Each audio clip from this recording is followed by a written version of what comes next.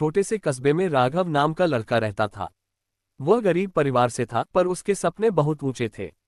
उसका सपना था एक दिन बड़ा आर्किटेक्ट बनकर अपने शहर में सबसे ऊंची इमारत बनाना। पर उसके घर की हालत ऐसी थी कि कई बार खाना भी पूरा नहीं मिलता था।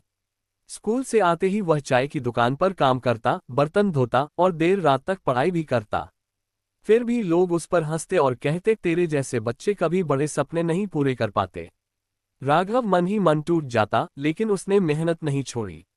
पहला मोड़, बुजुर्ग की सीख। एक दिन वह नदी किनारे बैठा रो रहा था। पास में एक बुजुर्ग पत्थर तोड़ रहे थे। उन्होंने पूछा, क्यों रो रहे हो? राघव ने कहा, मैं बहुत मेहनत करता हूं, पर कुछ बदलता नहीं। बुजुर्ग मुस्कुराए और एक पत्थर पर हथौड़ा मारा। टिक टिक टिक, पत्थर नहीं टूटा। उन्होंने 100 बार चोट की, फिर भी कुछ नहीं। और 101 चोट पर पत्थर अचानक 2 हिस्सों में बट गया। राघव हैरान रह गया। बुजुर्ग बोले, ये पत्थर 101 चोट से नहीं टूटा, ये पहली से लेकर 100वीं चोट का ही नतीजा था। बस धैर्य रखना पड़ता है। ये बात राघव के दिल में तीर की तरह चुभ गई। दूसरा मोड़, असफलताओं की बारिश। राघव ने फिर से अपने सपने के लिए कोशिश शुरू की।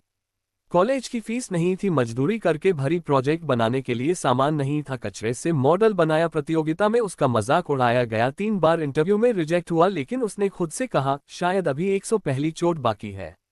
अंतिम मोड़, वह दिन जब सपने ने रूप लिया। एक दिन उसे शहर की सबसे बड़ी कंपनी में मौका मिला। उन्होंने राघव से इमारत का एक अनोखा डिजाइन बनाने को कहा। राघव ने अपने संघर्ष का हर पल उस डिजाइन में उतार दिया।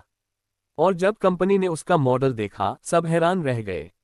उसका डिजाइन चुना गया और उसी साल उस शहर में नई ऊंची इमारत बनी, जिसका नाम रखा गया द लास्ट स्टोन टॉवर, आखिरी पत्थर। लोग पूछते, आखिरी पत्थर क्यों? राघव मुस्कुराता और कहता, क्योंकि सफलता आखिरी बार की गई कोशिश से नहीं मिलती, बल्कि उन हर चुपचाप की गई कोशिशों से मिलती है जिसे कोई नहीं देखता। कहानी का संदेश, कभी भी पहली कोशिश में सफलता की उम्मीद मत रखो और आखिरी कोशिश में हार मत मानो, क्योंकि आपकी सफलता शायद सिर्फ एक और कोशिश दूर हो।